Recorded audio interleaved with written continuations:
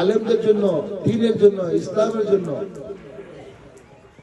খেদমত করার জন্য যে খাতগুলো আছে, যে বিষয়গুলো আছে, কিভাবে আরো আমাদের আলেম সমাজকে আরো ক্ষমতার সাথে একত্রিত করা যায়। আজকে আরেকটা গোপন কথা বললাম,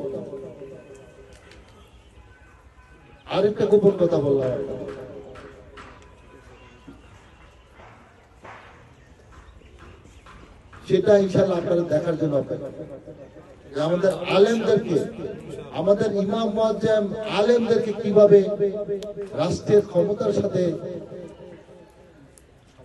সমন্বয় করা যায়, এটা কিন্তু আপনাদের জাতীয় আলেমরা জানে না। আমি আপনাদের অনুষ্ঠানে আজকে বললাম, আপনাদের ওস্তাদের ওস্তাদ যারা, তারাও কিন্তু এই বিষয়ে আমি তাদের কারোর সাথে শেয়ার করি,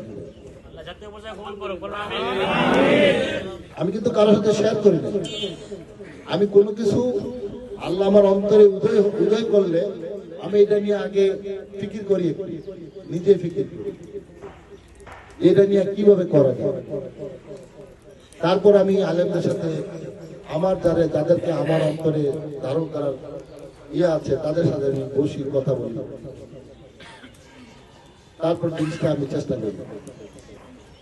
উদ্দেশ্য কি? এটা হলো ব্যবসা ভাই, আমরা কথা বলি, এটা আমার ব্যবসা, এটা আমার কি,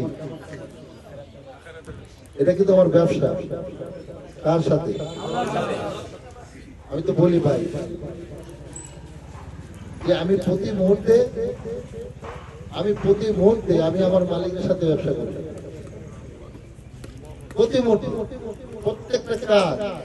আপনাকে এগুলা বলা যাবে, বলা ঠিক না, কিন্তু আমি বলি এই কারণে যে আপনার তো করেনি, এই সমাজে প্রত্যেকটা মানুষ যেন তার প্রত্যেকটা কাজ দিয়ে আল্লাহর সাথে ব্যবসা করে। এই জন্য প্রত্যেকটা জায়গায় ভাই আমি সারাদিনে আমি যাই করি,